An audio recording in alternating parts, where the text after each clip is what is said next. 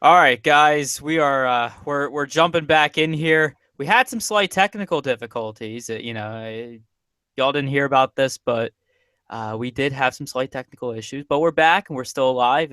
Hopefully, no curses or anything. Um, Dave, we'll just jump right to you with the Eagles or Giants rather. The Giants offense here. Coming into a home game against these Eagles D here, which has kind of been shaky throughout the year. What are you liking this week with the Giants? Yeah, so DraftKings has definitely soured on Eli. He went from one of the more higher priced quarterbacks to now middling below around 6,000. Every home game this year, Eli has thrown for more than 300 yards, including a really good bounce back game against the Ravens 2 weeks ago. Now, to say he's going to throw all over the Eagles defense is tough to guarantee. The Giants' offensive line will have the work cut out for them against the Eagles' pass rush. So if you want a cheap quarterback play, I would recommend Eli.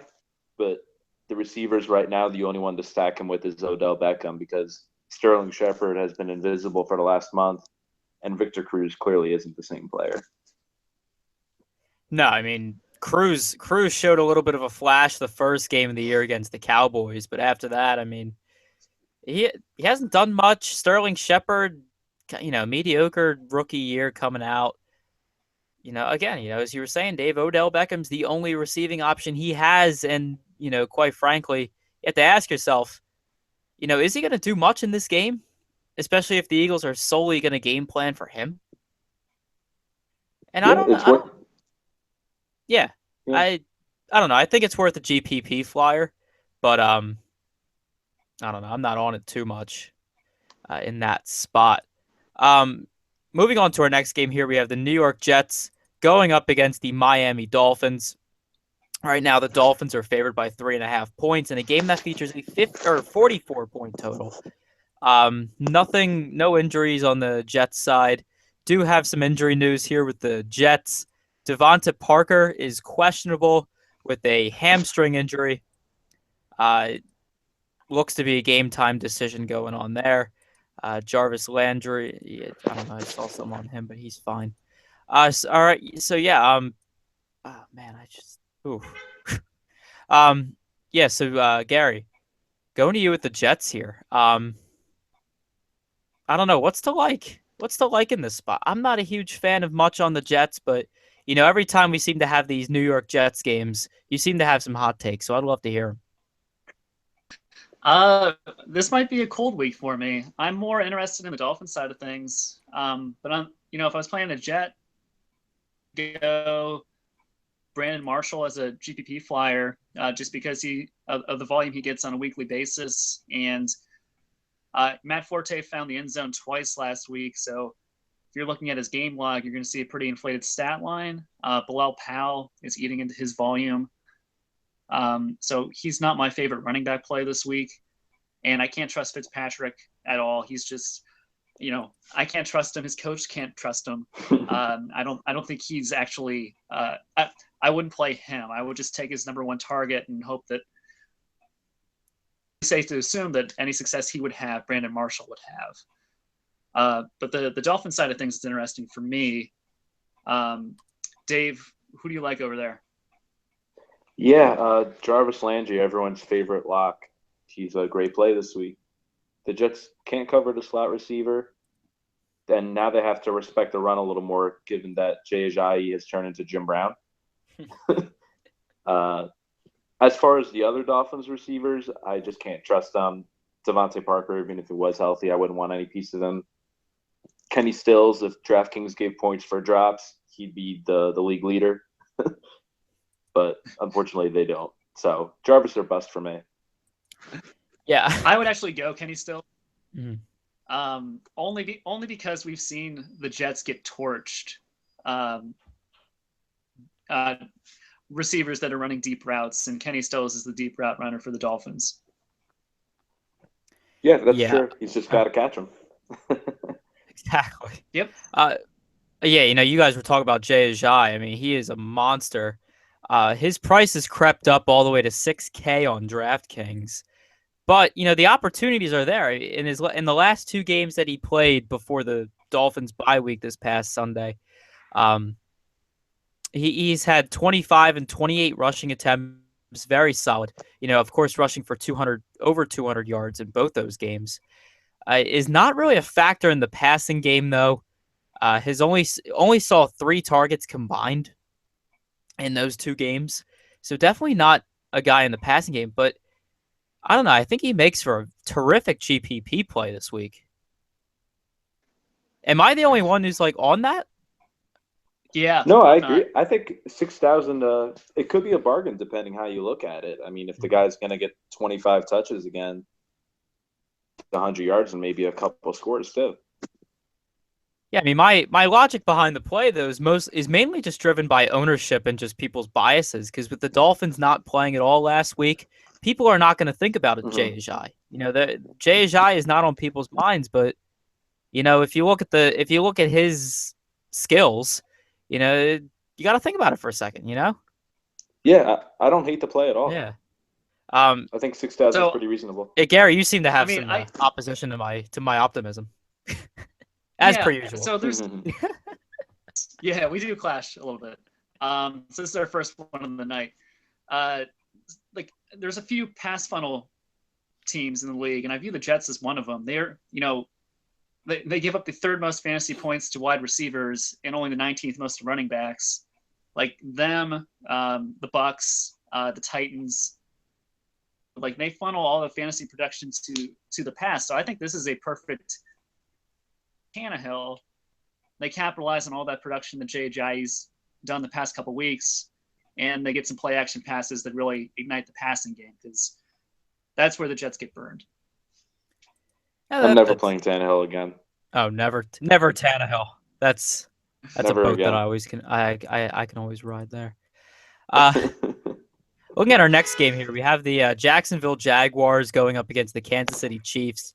Chiefs favored by 7.5 points right now in a game that has a 44-point total. Julius Thomas is questionable this week with an ankle injury, though he's a full participant in practice this week, so he should be a go. Spencer Ware is questionable this week with a concussion. Hasn't practiced all week, so he's all up, in question. Jamal Charles, dealing with the knee issue, still not going to play. So yeah, that leaves for a very interesting running back situation in Kansas City. But Gary, let's just talk about the Jaguars first. King of garbage time, Blake Bortles. Do you think this is his time to shine? No. The garbage time won't exist here. We saw Ryan Fitzpatrick come in and throw, I think, 6 picks in Arrowhead. So garbage time for him didn't work out. I'm not going to bank on anybody on the Jags. Let's play the Kansas City defense in cash and probably GPPs, and then let's let Dave tell us who to play on the offense. That's probably the best course of action. So Dave, I like that strategy. Yours. Yeah, well, if Spencer Ware's out, no brainer to go with Charcandrick West, priced at 4,400 as to Spencer Ware's 7,200. So you're getting not an exact caliber player, but still a good player with a very good opportunity at home, where the Chiefs always play well. Macklin started to see the ball deep last week, in part because Vontae Davis got hurt, in part because Nick Foles isn't afraid to throw it more than 15 yards. I'm not sure if he's the best play this week because first-round stud Jalen Ramsey may be covering him, and he's had his ups and downs, but that shadow could cause problems for an aging Macklin. I can agree with the play. I mean, Jeremy Macklin is 5,900 this week on DraftKings. So, yeah, I can certainly get behind the play, especially if he's going to see deep balls. The only issue I do have with that, though, is that, Roto World's talking about Macklin having a groin issue that's been keeping him out of practice. It's an injury I did not touch on, so that just somehow escaped me. But yeah, Jeremy Macklin's dealing with that groin. So I don't know, even if Macklin does play and toughen out the injury, you can see the same effect that you saw on Stephon Diggs, where his ADOT just sunk down. And with that, his fantasy production. So if Macklin's groin is fine, like if he's not feeling any issues, then he's a great play. But, if he is having even the slightest bit of issue with that groin, he is out of GPP consideration for me. I don't know. That's just my silly opinion. I agree. Yeah. Yeah, I'm with you as well. All right. I wasn't expecting such agreement there. I'm in a good mood tonight. That's good. Yeah. But we do need that. Speaking of, like, I don't know. I didn't want to go off topic too much, but, like, I saw something with Skip Bayless today. It made me want to, like, not cry, but somewhere in between, just I don't know, some middle ground there, where he did some stupid segment today. It was like on a show, and it had, like, Cubs fans secretly didn't want them to win the World Series. Like, that is just a scorching hot take. Shannon Sharp must have, like, spontaneously combusted from that one. Yeah, Dave's calmness there somehow triggered that thought in my head. So I felt I just felt I wanted to share that and let the people like reminisce. A good foil for Skip Bayless. Yeah. That's why they pay him $5 million a year. Poor fucks. All right, let's jump into this next game here. We have the Dallas Cowboys going up against the Cleveland Browns. The Cowboys are favored by 7 points right now in a game that has a 48.5 point total. So pretty high, actually, for what these two teams are. Dez Bryant is questionable this week with both knee and back injuries, though he has been a full participant in practice this week. So he should be a go. Corey Coleman looks to make his way back from the hand injury he suffered a while back in practice. He's been a full participant in practice this week, so we can see him back into the fray there in Cleveland. And then Terrell Pryor is questionable with a hamstring injury. He'll return to practice on Thursday, and he should be ready for this game this week. So no issue should occur there. Now let's look at the Cowboys here, Gary. They just tore my Eagles to shreds on Sunday Night Football. Awful. And this offense is for real. After watching that performance, I finally just figured that is quite a good quarterback. Has his rookie flaws, but he's quite good. So, I don't know, Gary. Are you seeing anything with this Cowboys offense this week? Well, that must have been really painful for you to say as an Eagles fan. But yeah. Dak heart's crumbling as we speak. Yeah. Dak Prescott has really impressed me as well. He's very accurate, very efficient for a quarterback, which is kind of something we don't see rookies do. So he's in play. He's not my favorite quarterback play on the slate. The matchup kind of scares me. Like, the Cowboys have been so good and the Browns have been so terrible. I don't see the offense needing to do a lot in this game. So I will be looking to Ezekiel Elliott just to play ball control, run out the clock. And the Browns give up the fifth most fantasy points to running backs. So I could see this being a very conservative game script for the Cowboys, and Elliott does a lot of the cereal bowl throughout the game. He's eating. He's eating. He's going to be eating. The imaginary cereal can never be consumed at high enough quantities. Don't forget, it's a homecoming for Zeke too. Don't forget about that. That's true. That's true. Columbus is not too far away from Cleveland. So yeah, that's definitely something in play. So, Dave, let's talk about those Brownies for a second. Depending on how hard you like to believe Narrative Street, I mean, the Cleveland Browns could finally be playing for the city of Cleveland right now, trying to dig them out of that Great Depression that was the World Series. I know for a fact when you're upset about something, you can turn to the Cleveland Browns to cheer you up. That's what Clevelanders are thinking right now. See, it really depends on how you want to think about this, because you just you can look at the Cleveland Browns as a meme, and just look at them for comedy, or maybe the Browns can sneak their first win this week. Plus, I don't see it. that could I don't find happen. I don't This find it to has be the makings of a likely. trap game. Yeah, I don't find it to be likely, but it's certainly not out of the realm of possibility. Could you imagine No, the chaos that would create if the I think best team in the league outside the Patriots goes to Cleveland and loses? I wouldn't be upset one bit. I'm fine with yeah, that. I mean, my Giants are chasing the Cowboys right now, so I will not complain if that happens. The NFC East will be very happy.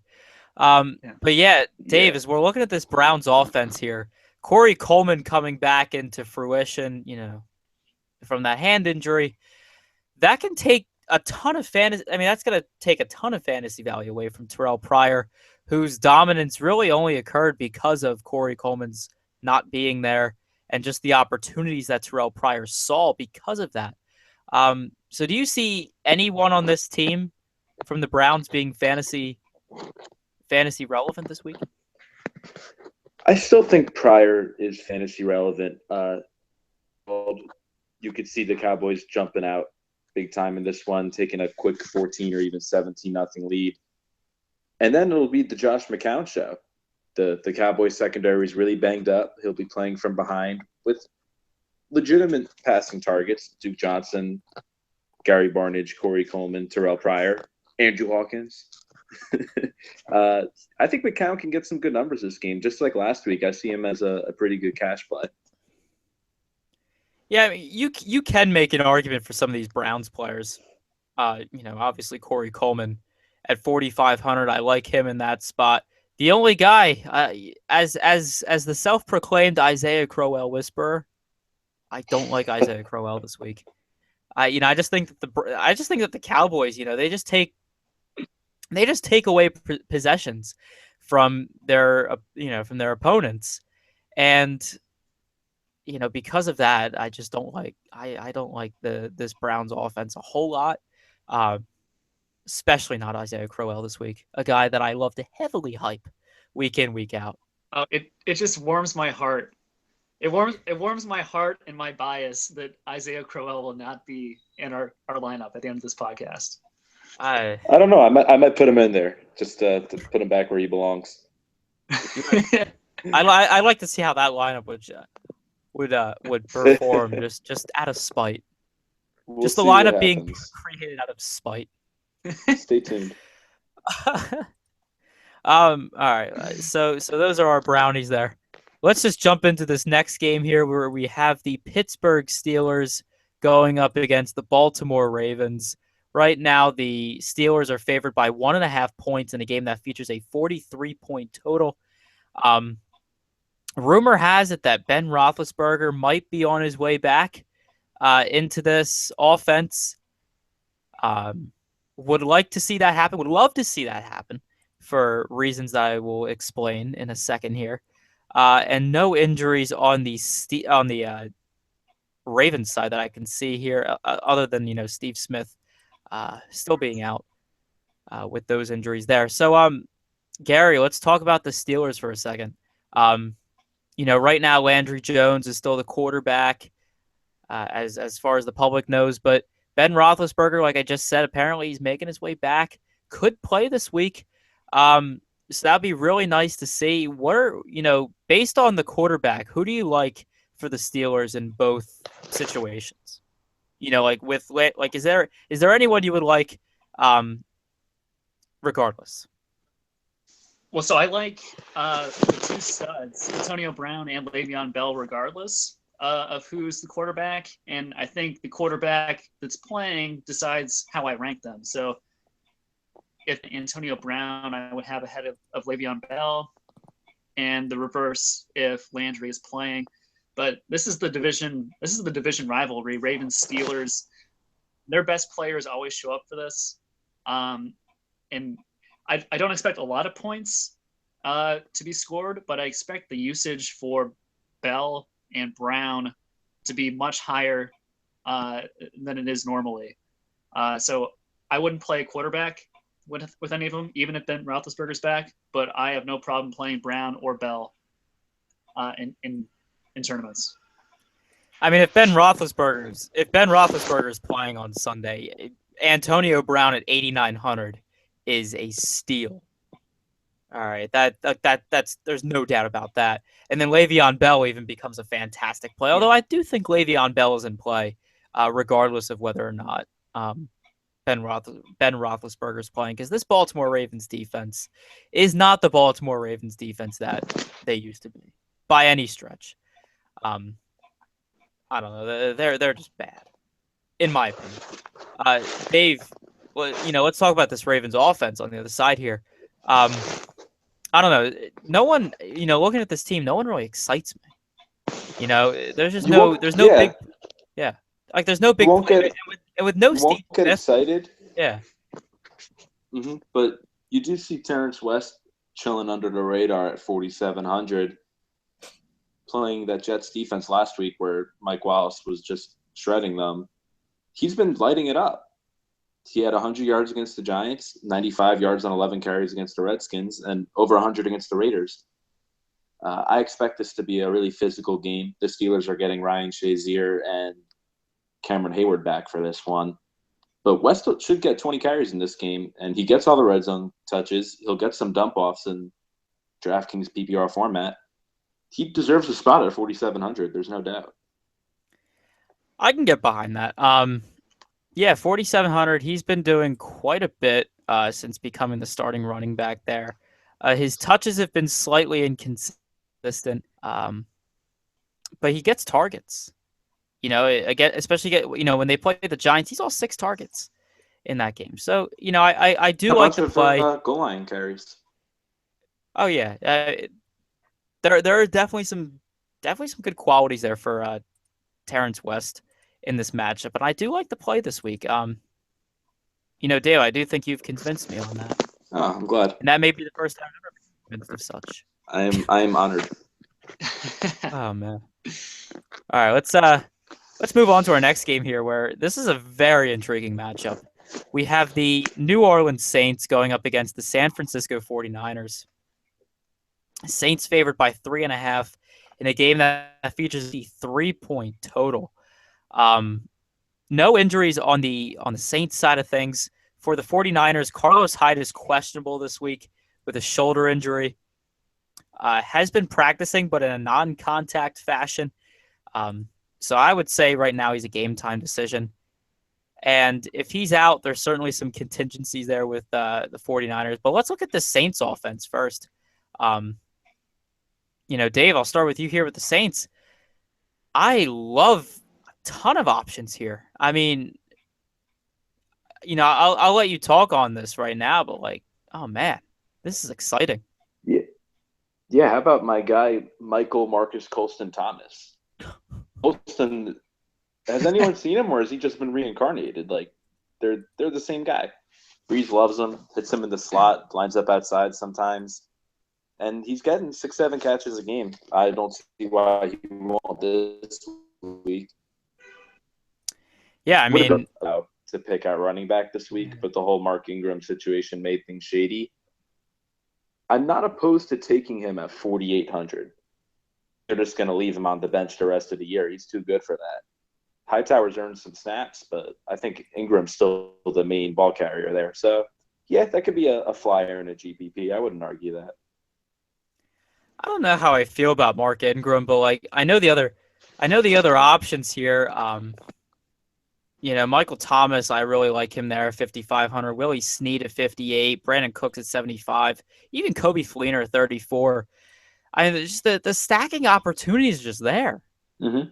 And it's just it's awesome to look at. That I don't know. Just the Saints team just looks good offensively. Defensively, though, they're a joke. And Gary, let's just talk about this 49ers offense here. This offense isn't that explosive. Chip Kelly is he's a terrible coach. He's just awful. But this Saints defense is just terrible in their own right. So I do think the 49ers offense can do some work here, and this might be a shootout. This is the highest total game on the slate. I believe. So, Vegas already predicted to be a shootout, but I think it might even be better than that. What's better than a shootout? Whoa. Yeah, what's better What's than the I next mean, no, level? just better than like what Vegas would predict. For that though, I kind of like that concept. Yeah. Better than a shootout. We gotta find that term and trademark it quick because all our the, viewers are the, already the on going. it. Yeah, because people are gonna get on that quick. Very quick. Whatever we call it, for the 49ers, I really hope that Carlos Hyde is back this week and is cleared, and we're not concerned because the Saints give up the most fantasy points in PPR leagues to running backs. Chip Kelly revolves his offense around the running back. So I really want to play Carlos Hyde here. Colin Kaepernick is fine if you want to stack this game. 5,600, he has running upside against a Saints defense that fast and should be able to get out on the corner and get some fantasy production that way. I can't recommend any 49ers wide receivers because they're all dart throws. Torrey Smith, Jeremy Curley, one of them could have a big game. I just have no way of knowing which one it's going to be. So there's plenty of value wide receivers that I know or I can trust the production week to week a lot more than those guys. So for me, it's Colin Kaepernick and Carlos Hyde. Yeah, definitely if Carlos Hyde is in, great play. Jeremy Curley is a guy I find to be interesting. I mean, his production has slipped a little bit since Colin Kaepernick has taken over a quarterback. But still, he's seen 7 and 5 targets respectively in the last 2 games that the 49ers have played. They had a bye week last week. But so I do like Jeremy Curley in the matchup at 4,000. I think he makes for a solid GPP flyer. And then Torrey Smith at 4,100. His targets are very inconsistent, but he does have that big play upside ability to where, he does one thing right. He pays off his salary. So I don't know. I highly doubt in a full 60-minute game of football that Torrey Smith against this crappy Saints defense can't do one good thing. Right? So, and that's how I feel about Jeremy Curley as well. So, yeah, that's just my bold take on this 49ers offense, to where I think Chip Kelly might finally do something right in his professional coaching career. But that's just, I don't know. I might just end up sounding stupid because, again, I'm entrusting Chip Kelly to do something right in the NFL, which is a bad idea in itself. Looking at our next game here now, we have the Carolina Panthers going up against the Los Angeles Rams. The Panthers are favored by 3 points right now in a game that features a 44.5-point total. Jonathan Stewart is questionable in this game due to rest. He's been not practicing all week, so that makes him questionable somehow. And no injuries on the Rams side of the ball. So, Gary, Dave, I'll start off with you. I'm all sorts of off today. I'm sorry, guys. I'm all sorts of off today.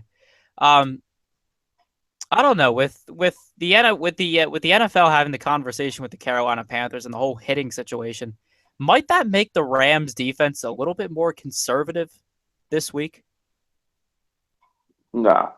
I don't know. It's a definitely not. The thought that kind of ran through my head as I looked at the schedule, because I was first looking at the schedule when I was hearing about like the NFL was going to talk with the Panthers and whatnot and whatever. Do you know who their defensive coordinator is? Why am I blanking on this? I should know. You should know. Bountygate. Oh, jeez. Yeah. It's that guy. Williams, right? That guy's probably not going to listen. No. Yep. I'm gonna say they're okay with teeing off on Cam Newton this game. Cam won't have a good game. The Rams secondary still has a lot of holes.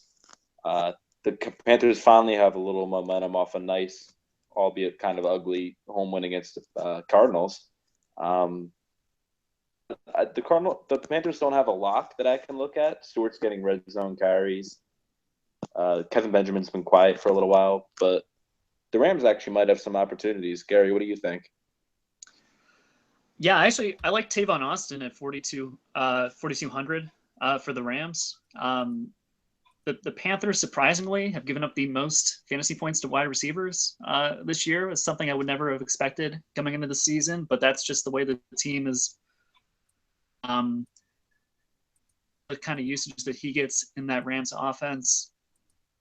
Todd Gurley has been pretty inefficient.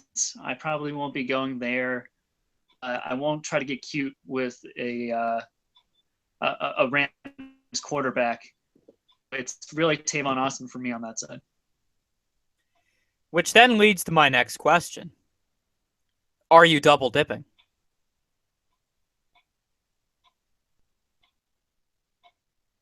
I guess that stunned him too much. I don't know. I mean, if I'm playing Tavon Austin, I'm on the double dip bandwagon because I don't know. I kind of like this Rams defense this week. I don't know. Going to Los Angeles, I don't know. I think the Rams have something. I mean, I know they're the underdog. There's just some weird feeling in my gut that makes me want to believe that the Rams are a solid GPP defense this week. And with Tavon Austin and the weak, the weak defensive backfield that, they have, I don't know. Austin or Kenny Britt could be a good play. I'm with you.